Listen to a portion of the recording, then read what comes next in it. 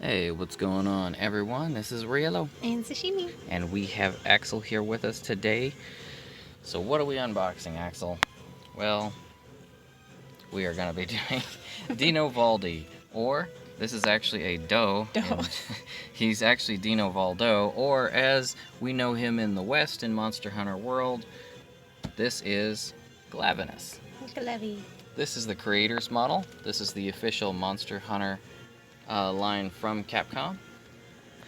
Now, Dino Valdo, or Glavenus, has actually been out for quite a while. We've just been kind of sitting on him for a while because we were wondering if maybe he might resurface, and I'm a bit of a miser when it comes to my boxes, believe it or not.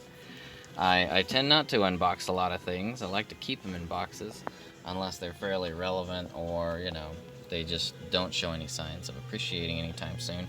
The reason we're opening this guy today, though, is because we've had a few requests on the channel recently for him, and this one is actually going to be seeing a reproduction here pretty soon, so a second line, and he is currently up, if you guys are interested, he is up on AmiAmi.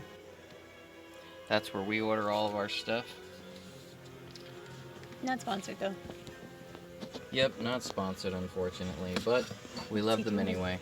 And even though we are currently under quarantine and facing this pandemic, AmiAmi is shipping out of Japan. So if you do order from AmiAmi, you can get this guy from them even now during these tough times. So maybe you can have a little bit of Glavenus come to your house and heat up your life with his butter knife for a tail. So, this is from the Creator Models series. These are the bigger Monster Hunter monsters. As you can see, we've got a little bit of love for those guys. Looks like Axel scooted along to make some room for us here. Alright, so he is pretty big. Put him in his plastic coffin there. These always come with a nice paper background for them. This one's a little bit tough to get out. It's a nice color whenever it does come out. Yeah. Lovely green. Should go nicely with the red tail. These are actually pretty cool. I think if I ever decided to shift these guys over to a thinner shelf, like a bookshelf where I had each one of them taking up their own space, it'd be kind of cool to just put these if you could like fit it into the shelf. All right. We've got a little bit of tape on this, so we'll just cut that out.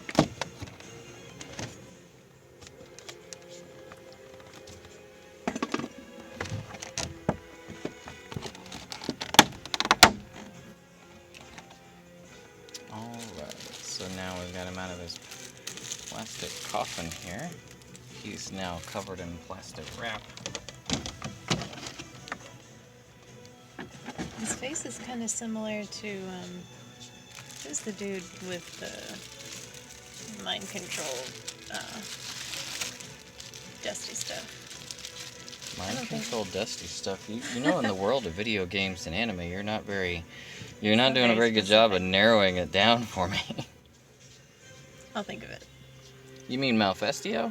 No, not that one. Same game though.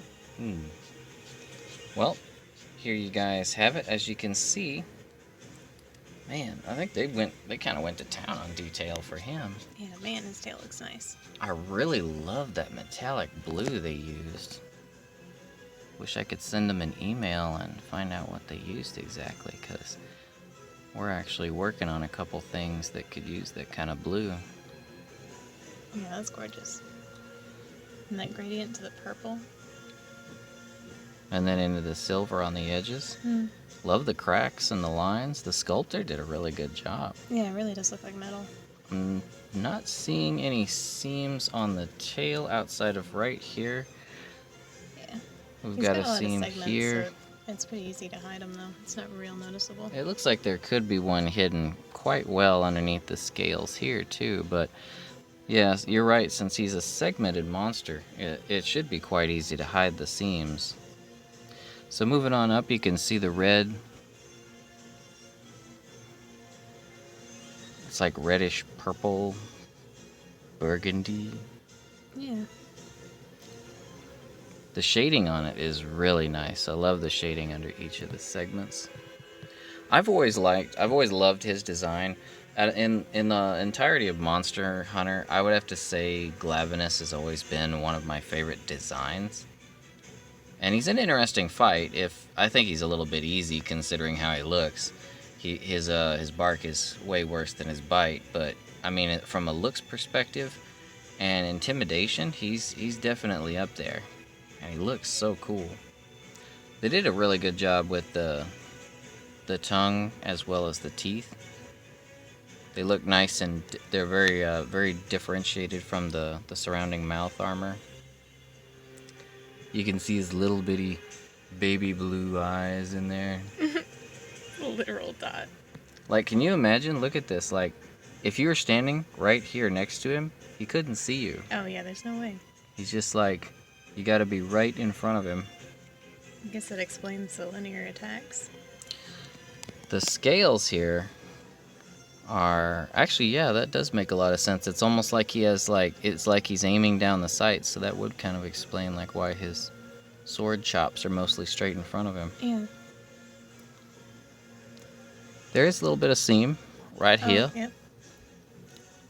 But I mean, they actually did a really good job of blending for the most part. Yeah, you really got to be looking for the seams on this one. The coloring on the rocks and the platform he has is really detailed. I mean, they've all been pretty detailed, except Tigrex's. His is a little bit bland. But I mean, I before this one, I think Zenogre's was my favorite. But I think this one, even though it's just a simple rock, the way they went with just shale looks really cool. And it does hide, there is a seam straight across here, but it hides it really well. You gotta be looking for it like we are. I just know a lot of you guys really want to know where the seams are at on these because that's really important to a lot of folks. So I've seen some people straight up say no because of a seam, which I can definitely understand in the case of some of the bigger ones out there. The scales are really well etched. There's a lot of detail, especially in his underbelly here. They're nice and varied. It's not like they went with the same uniform exact scale and then just layered it and sized it down. So nice natural disposition to it. His arms they look pretty good. I mean, the blending of the blue into the black is quite nice.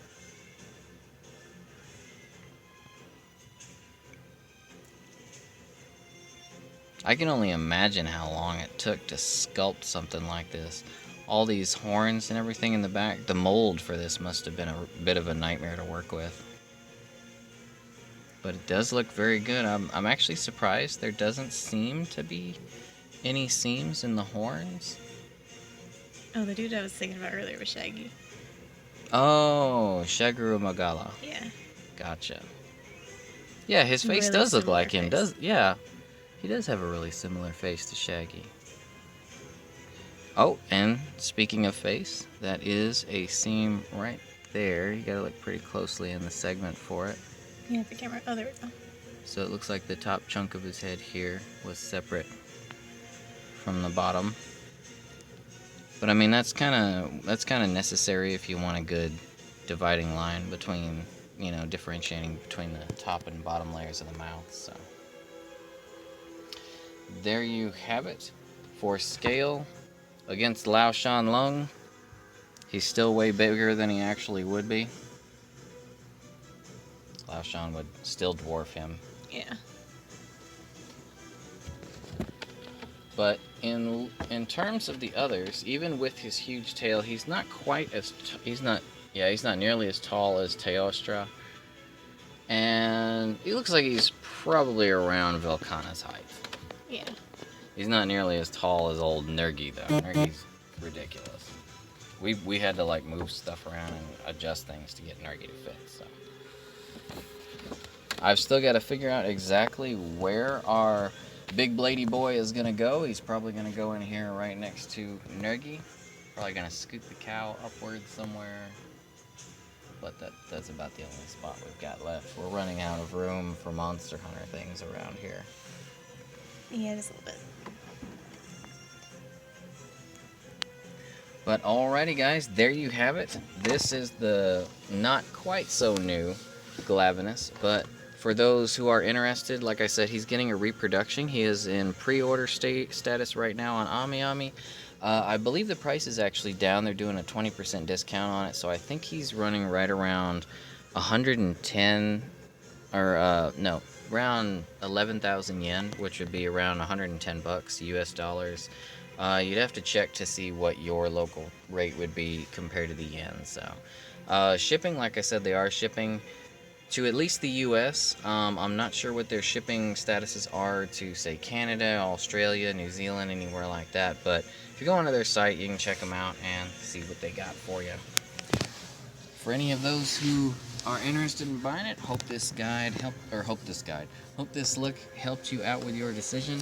And if you do decide to get him, have fun and enjoy him. I think he's honestly a really good one. So, guys, as far as that's concerned, like, subs, and all that's up to you. If you guys are interested in hanging out with us, though, we are streaming on Twitch now. So you can go check out Good. Kittybit Games at Twitch. Somebody wants that attention. You're too close.